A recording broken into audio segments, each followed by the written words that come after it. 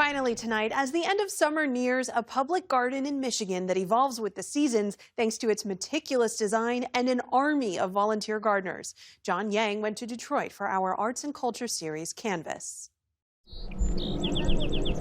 There are birds chirping, bees buzzing, flowers waving in the breeze.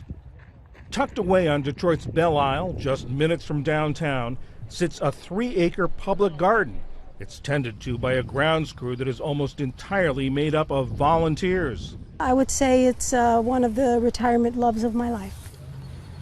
Native Detroiter Linda McKenzie recently traded her stethoscope for a garden trowel. If I were to describe what I did as a physician, it was really about shepherding people to a better, level of health. And so with gardens, it's shepherding the environment to a better level of beauty. Plants will tell you exactly how they feel. You plant something and you can tell when the soil is right and it's happy with the amount of sun. And if it's not happy, it's going to die. So they don't scream at you, they don't argue, they just do what they do. But where in Aldolf Garden, Detroit, they would do it was carefully plotted by Pete Aldolf, the world-renowned garden and landscape designer. In 2019, Aldolf showed PBS News' Jeffrey Brown the plans for the garden during a visit to his studio in the Netherlands. If you look at this drawing, see the groups of plants, and this is one particular grass that meanders through all these groups. Yeah. So it feels more like a meadow. He was already a big fan of the city. I was always sort of intrigued by Detroit. Found so much energy and so many people that were just, the one was doing this, the other one was doing that. So you see, I felt that the whole city was vibrating. The roots of Aldolf Garden Detroit reach back to 2016 with a letter. 3 members of the Michigan Garden Club asked Aldolf if he'd design a garden in Detroit, just as he had done in Chicago with the Lurie Garden and in New York with the High Line. Please, they implored him, say yes. Maura Campbell was one of those behind the letter. For years, she led efforts to make the garden a reality.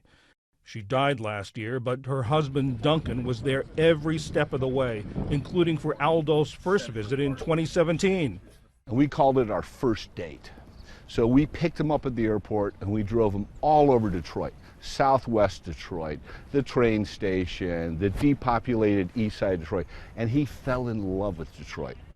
The path from a plan on paper to plants in the ground wasn't easy. In 2019, a harsh winter and heavy rain raised the Great Lakes water levels to historic highs. The Detroit River, which surrounds Belle Isle and connects with Lake Erie, flooded the planned site for the garden. I came out here with a yardstick and a GPS unit, and 1/3 of the garden was underwater. Pete was very flexible on it, but we had to go completely back to the drawing boards. We pulled it back from the shore, and we basically raised it up 3 feet. And that way it insulated us from high water in the future. Then came the pandemic, delaying planting until the fall of 2020. The garden opened in August 2021, paid for entirely with private donations.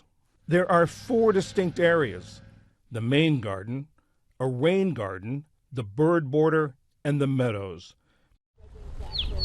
There are nearly 80,000 plants in the garden, and horticulturist Richard Thomas oversees them all, faithfully carrying out Aldolf's vision. His goal is to excite an emotional response, and the same kind of response that you would have if you were coming across natural beauty, a meadow that's blooming. Designing the plants or choosing the plants and the colors, is it almost like an artist figuring out what goes on the painting? That's really astute, because it very much is, and he's often referred to as painting with plants. And that's where his genius really shines out, because very few people can see a plant through all the seasons and add a layer of time and understand how that garden is going to look. Part-time horticulturist Alexandra Sarkozy assists Thomas. What consistently boggles my mind about this is just the incredible complexity of it. Planting a garden, yeah, you want something in bloom in May, June, July, whereas this palette changes every 10 days. It's just this constant series of moving parts. That one is called Fatal Attraction. Isn't that fun? And the other one that we have is called Hula Dancer.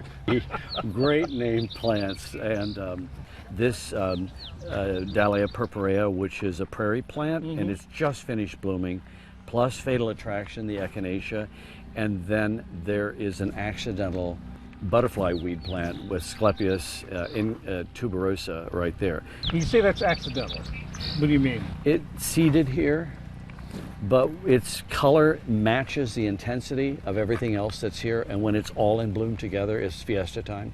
So you leave it there. It's seated there by itself. It's right. So even within the script, there's room for improvising. I've looked at this a bunch of times. It needs air growth. But still, volunteers carefully check Aldof's plans to be sure the wrong things don't get weeded out. It's hard for even seasoned gardeners to see the plants sometimes from the weeds. Meredith Simpson manages the roster of nearly 300 volunteers, keeping in mind what each has to offer.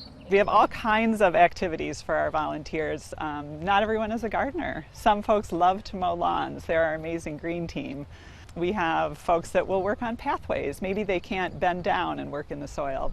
You know, we have folks absolutely who are bed captaining these amazing beds and learning every single plant in those beds, but there's everything in between as well.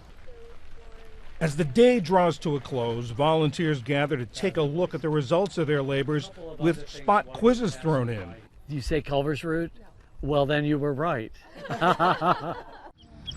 Their efforts attract many of the more than 5 million annual visitors to Belle Isle. To have access to nature out here, right in the city, to have this beautiful, emotional, sort of ephemeral, always changing garden, you see people simply relax and just exhale and truly enjoy it. It touches you very deeply.